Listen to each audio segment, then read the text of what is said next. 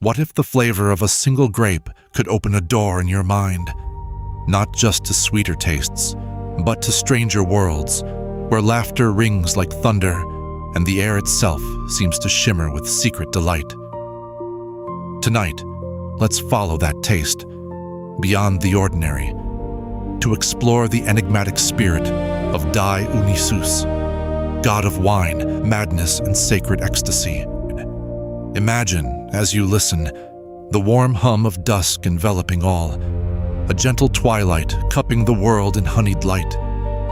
You are somewhere timeless, where the scent of crushed grapes mixes with ancient earth and the mysterious whisper of leaves.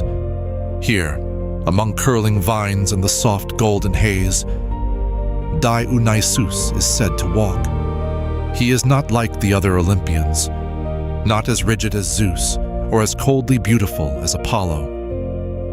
Instead, Dionysus is laughter in the dark, wildness beneath calm, the sudden urge to dance when you thought you had forgotten how. It is said that he was born not once, but twice. First from Semele, a mortal woman whose gaze upon Zeus's true form turned her to ash. Then, carried anew in Zeus's own thigh, a secret birth, half divine, half hidden from the jealous gods. And so Dionysus entered the world, an outsider, belonging everywhere and nowhere, always moving, always searching. And in his wandering, he brought the gift of the vine, teaching humanity how sweet freedom could be, if only it dared to taste it. But the world outside Olympus wasn't always welcoming. In one story, Dionysus arrives in a sleepy town, shrouded in mist. The people are suspicious of his strange retinue. Wild women in furs, men with ivy crowns, all singing, all laughing, all eyes bright with mystery. The townsfolk hesitate, unsure if this is blessing or curse. They ignore the god's gentle invitation. They lock their doors, whisper warnings. The mayor, determined to keep order, tries to ban the celebrations, fearing what he cannot control. But Dionysus merely smiles. The wine flows anyway. Laughter seeps through the cracks beneath locked doors. Even the birds seem unable to resist, chirping in curious, offbeat song. The vines outside the windows grow thick and heavy, blossoms trailing in through the cracks. The mayor dreams uneasy dreams, visions of golden fields and endless festivals. Wakes disoriented to find grape clusters hanging from his rafters.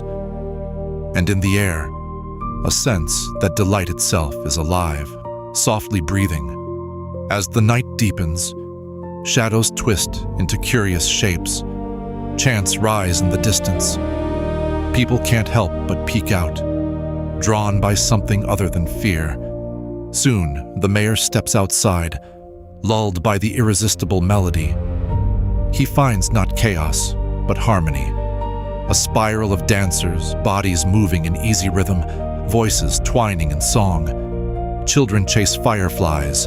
Elders recall how their bodies used to move. Everything is soft and golden. Yet underlying it all, a delicious madness pulses.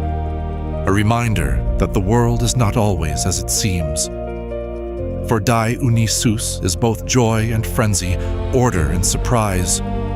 The grape does not merely nourish, it intoxicates, dissolves the borders between self and other. It is said in the ancient Orphic hymns, "I call upon you, Dionysus, whose wine brings both delight and gentle forgetfulness." The god of the vine, crowned in ivy, comes not to destroy, but to loosen, to remind mortals of their secret longing to be more, to feel more. The mayor finds himself deeper in the dance, and in that moment, the old burden of order falls away. He remembers laughter, how it felt when he was young, how easily it comes now as the music swells around him. He forgets why he ever needed to be so vigilant. For a night, the town is transformed, every barrier dissolved. each citizen, young and old, caught within a golden trance, dances beneath a tapestry of stars. As dawn approaches, the music fades, the vines loosen their grip, and the townsfolk return home, quiet, peaceful, carrying an unspoken bond. And the mayor? He awakes to sunlight streaming through clean windows, finds a single grape on his pillow, a gentle reminder of the night that the wild god of wine passed through his life. In stories and hymns, Dionysus is often called the Liberator. But liberation, he teaches, is not reckless chaos. Rather, it is the courage to let your heart crack open, to let joy and even a little madness spill through. In the words of Euripides' Bacchae, there is a line: wisdom is not found in solemn denial, but in the rapture of truth. We tend to think of madness as something to fear, something apart from wisdom. But Dionysus invites us to consider, what if letting go is sometimes its own form of clarity?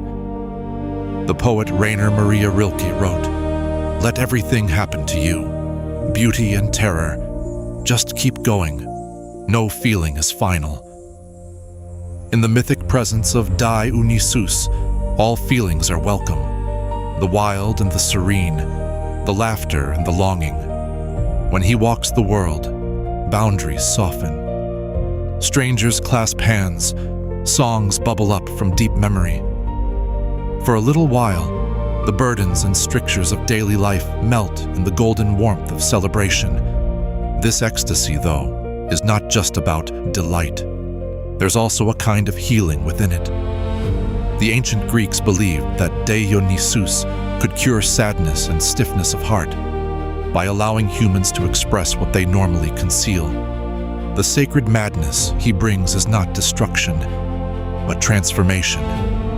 It is the thunderstorm that clears the air, the urge to dance that reminds you you're alive, the sudden burst of courage to speak what's truly in your heart. Sometimes people fear Dionysus because he represents change, unpredictability. But like the wine he brings, his gift is to dissolve what is stagnant, to turn old pain into new joy, to kindle tenderness between strangers. In the mysteries celebrated for Dionysus, participants drank deeply, sang sacred songs, and lost themselves in rhythm and movement. Through this ritual, the Greeks believed they touched the divine, not by escaping the world, but by entering it more fully, feeling both its sorrows and its sweetness, its laughter and its tears. Let yourself imagine for a moment what it would be like to open your senses to the world the way his initiates did. Notice the cool air on your skin, the taste of fruit, the way music can move you without words, the feeling of belonging, even among strangers. Sometimes we guard ourselves so closely, hold tight to roles and rules. But what if, just for tonight, you let Dionysus' spirit loosen your edges, let a little gladness ripple through, even if no one else can see it but you. Dionysus teaches us not to be unmoored completely, but to trust the tide when it carries us toward delight, to dance a little more, sing a little louder. Let your laughter rise up, like the vines themselves, ever reaching toward the sun. In some poems, Dionysus is called the twice-born joy, and his worship a return to innocence, yet also a journey to wisdom. He is a reminder that we cannot always live in ecstasy, but we can welcome it when it visits our lives. Think of every shared smile, every meal where laughter overflows, every night warmed by shared company. That is Dionysus, quietly present in the flicker of candlelight, in the toast raised between friends. Even now, long after the ancient festivals have faded into memory, his lessons linger. In a world so often divided, Dionysus offers a moment of unity, an invitation to savor joy when it comes without fear, and to find yourself unexpectedly more whole because of it. As you listen and breathe, you may sense that a part of you is curious. What joy lies just beyond the ordinary? What secret festival is waiting for you if you only say yes to wonder once more? In the soft rustle of vines and the sweet fragrance of evening, Dionysus's spirit is never far. Listen closely. You may hear his laughter catching on the breeze. Let tonight be gentle. Let your heart be light.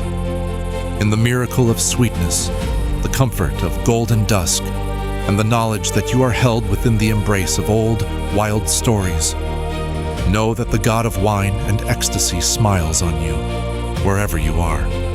Let that single grape in your palm remind you, delight is never far, and perhaps, when the world feels gray, you'll remember, there is always a place in the heart for wild hope. As we let our story draw to a close, rest easy. Let the warmth of Dionysian wonder linger with you, like a secret melody.